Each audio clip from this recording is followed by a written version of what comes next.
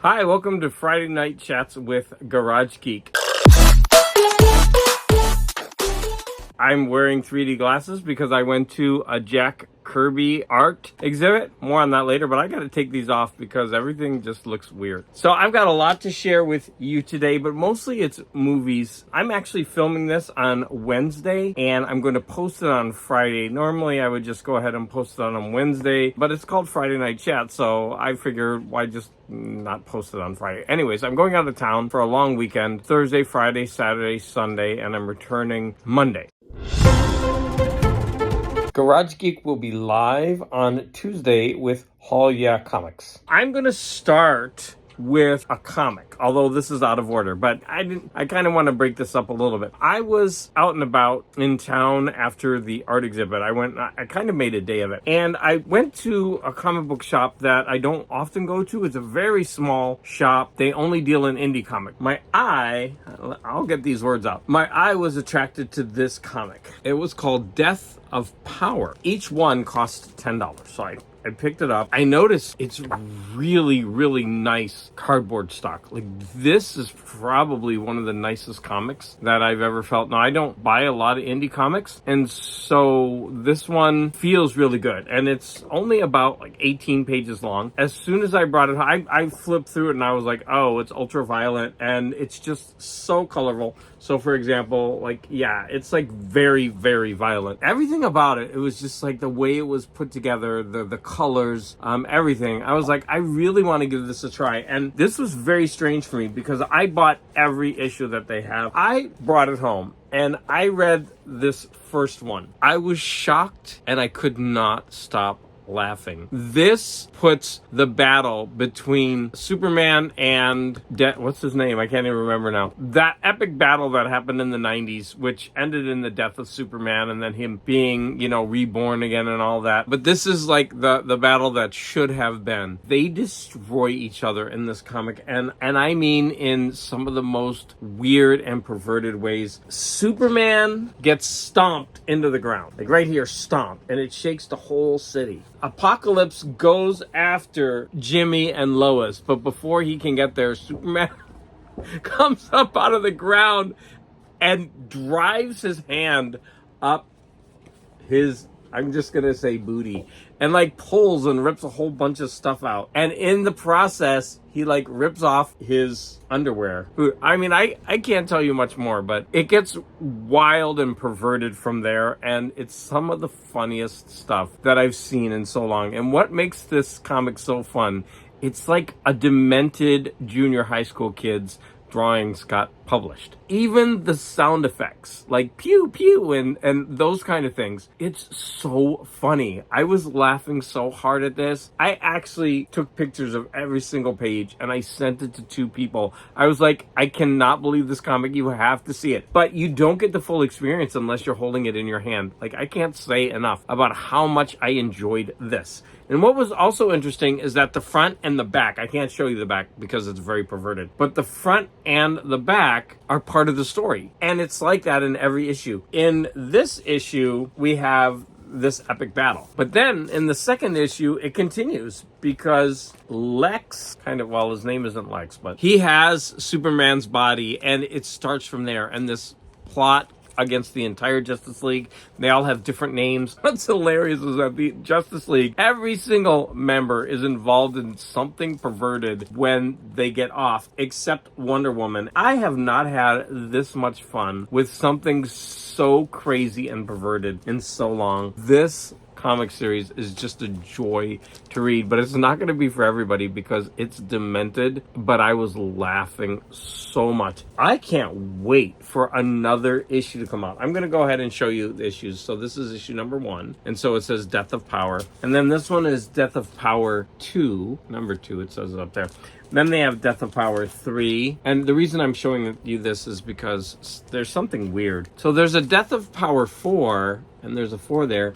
But the year is before, and it doesn't seem to connect to these other ones. And so I'm kind of confused. I went online and looked up the writer, and I couldn't get much information. So I don't know how this 4th issue ties in with the other ones. Whatever this this comic artist does, I'm on board. Like, this was so much fun. Mark Morris surprised me. He sent me, I told him I was going to buy his 2 books of poetry, and he went ahead and sent them to me. Now, I'm so happy he did that. I'm definitely going to be reading them. He, like most writers, he puts himself down like, oh, you're not going to like these poems. Nope, I'm going to enjoy them. Whether they're good or not, I'm going to enjoy them. That doesn't sound like a great plan. I'm just going to talk about them. So first of all, Mark Morris does his own artwork. I'm going to talk about the layout of these books because Mark, I don't know what the process was, but I'm going to tell you which one I like and why. So first off, I like this one better, the style. Why? Because it's a wraparound cover. I love that. And notice the art is on the entire page. Now in this one, you've got your artwork here, and then you got this big banner with your name, Mark Morris. There's no artwork on the back. And so I was like, your artwork is beautiful. It needs to be shown throughout. And I just think it does a better job on this cover.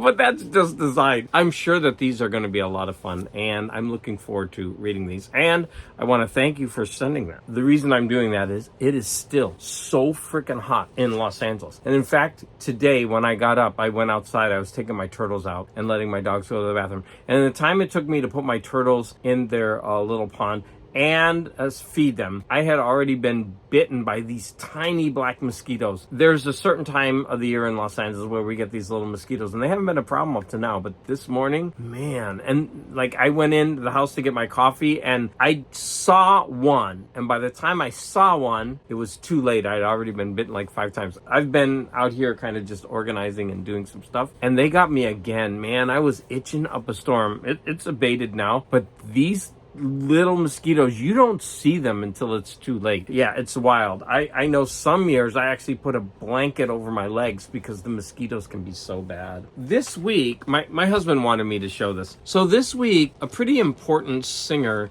in the high energy movement died. And her name is Evelyn Thomas. She actually sang the song High Energy. She sings the song and she died this week. It was only last week that we first met when I was walking down the street. You came up from behind me and I knew that our eyes were gonna meet. And he wanted me to mention her. And so he went up and grabbed his album that he has, and it's just a single. And look at this sleeve. It's like all nasty. He got it for 50. I think he got it for 50 cents. It says 50 cents here. It says $1.99 here. Who knows? What happened was I felt bad that that's all he had. So I went on Discogs. I wanted to buy him one of her albums. And I was lucky because, you know, with her just dying, sometimes the prices go up. But they hadn't gone up yet. I was able to find an album of hers with that song on it, like the complete album. It cost $4. And I wanted to, you know, with the shipping, I think it was like $8 or $10. Like, and I was like, well, you know, what can you do? So I was getting ready to sign out, you know, to have it shipped, and it was like, oh, this shipper won't allow, it's too low an amount for him to ship. I was like, yeah, but he's charging $8 shipping, so what's up with that? I mean, why wouldn't he do that? Anyways, I had to keep filling up. I was going in and getting all these bad albums, and you know what? I ended up spending like $34 before they would let me send it. And I was just like picking like some albums that I would like, older ones that were cheap. But with each time, you know, they were adding more and more for shipping. It became this whole thing. Now I know, I think a lot of you out there buy from Discogs quite frequently, but I don't that often. So it just surprised me that for a $4 album, I had to spend $34. I mean, I'm going to get more. I'll probably show that later, but you know, what have you. I went to an art exhibit for Jack Kirby, which I mentioned at the beginning, but I think I'm going to save that for the end because I got a lot of pictures to show. So let's talk about the movies I watched. So the first movie I watched with my husband was called The Mother. And this was a J-Lo movie, and it was on Netflix. You want to know why I know it's on Netflix? Because there's this big N right there. So that's helpful. My husband saw this, and he's like, you know, I don't like J-Lo, but I always like her movies. And I'm like, okay, so I like J-Lo. I like her movies too. This movie is called The Mother, and it's a typical kind of action movie fare, but with a feminine bent on it. I think I've seen this movie even with women before. So this is where we've got this highly trained assassin. She has to give up her child. Later, she has to protect her child, so she has to come back from out of hiding to protect her child. But you know what? Doesn't matter that it's formulaic. It was a really fun movie. I enjoyed it for what it is. If you have Netflix, you might as well watch this. I would give it a 4 out of 5. It's for an action movie, right? For an action movie. It's fun. If you don't like action movies, don't watch it. We watched The First Omen. And you know what? It lives up to its name. I don't want to give any spoilers, but the ending kind of surprised me in a really fun way. I'm not going to spoil it for you. It actually had some chilling scenes in it. It's not going to be the best horror movie ever watched, but it's certainly not going to be the worst. I saw someone online was talking about how bad a movie this is. I disagree. I thought it was fun. It was chilling in certain parts. It certainly went where I thought it would, but it did have that interesting connection at the end that I liked. I enjoyed this movie. Here's like one scene in the movie where you see that. I thought that was pretty cool. They like set that up with candles to make it look like a devil face. I guess one of the reasons that it's very interesting is because, you know, it subverts this idea of you go someplace and you think that you're there to be protected and safe when all along that is the place that is the most harmful for you. I kind of like how they played on that idea. I am tired of seeing, oh my God, what's his name? He's an older actor. He's such a good actor too. But if he shows up in a movie, despite him being a good actor, you know he's going to be evil. And it's kind of like a spoiler because he's at the beginning of the movie and he's, you know, all nice to the main character. And I'm like, he's going to be evil later. He's going to turn on her. And yep. I saw on Amazon Prime that they were advertising this movie called The Monolith. And they caught me because they said slow burn sci-fi. And I thought, well, I hope slow burn doesn't mean boring because, you know, most often it does. I was so pleasantly surprised with this movie. It's an Australian movie. Very low budget. It's basically a play. There's one woman, and it's this woman, and she's in the entire movie the entire time. Sound is really important in this movie, and I'm also going to say that imagery and metaphor is important. It's going to be important later for you to kind of try to understand what the ending is. There's a couple of different ways that you can interpret it, but if you think about imagery and metaphor, and you can work it out. This woman carried the movie. She was so good. You sit there and you think, okay, there's a woman. She's sitting and she's watching a computer. She's talking into the computer. She's recording a blog. She's trying to put a podcast together. The movie is based around that, and you would think that's so boring. This woman did such a good job. And it's kind of one of these like isolationist movies where, you know, the main character is, even though the house where she is beautiful, it's kind of this feeling of being trapped and isolation that adds to the atmosphere of the movie. Again, this movie is not going to be for everyone because if you're not interested in watching just one actor basically not do much an entire movie, you won't like this movie. But I would really highly rate this movie because of the atmosphere and tension it creates, and because of the acting ability of this woman in this movie. She did a phenomenal job. And so last night I went ahead and watched, and I was in a sci-fi mood, so I watched this movie called Rubicon. And I think it was on Hulu, but I'm not sure. This movie is about a space station, kind of a similar idea.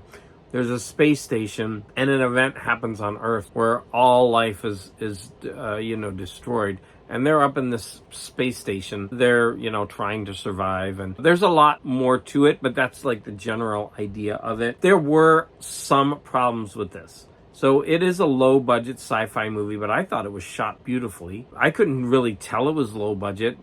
Just everything about it, like the sets, the costumes, the background scenery, I thought it was so well done. Some of the problems that I had though was with the dialogue being very murky. Like some people would talk.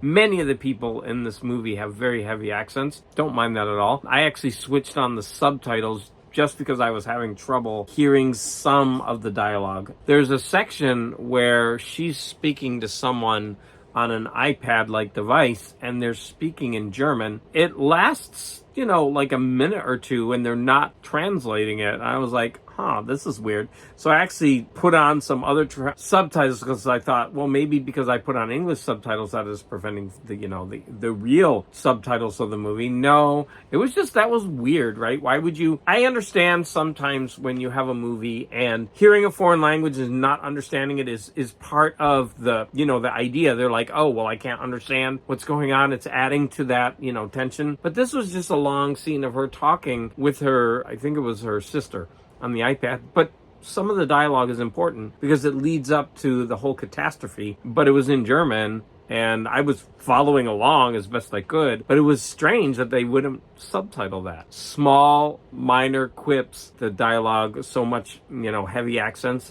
and that I ended up enjoying this movie. It's a sci-fi movie where nothing is new, but it was well put together, well crafted. I thought they did a good job. I'm going to say 3.5 out of 5. I would recommend Rubicon if you like that type of space sci-fi movie. Those are the movies that I watched.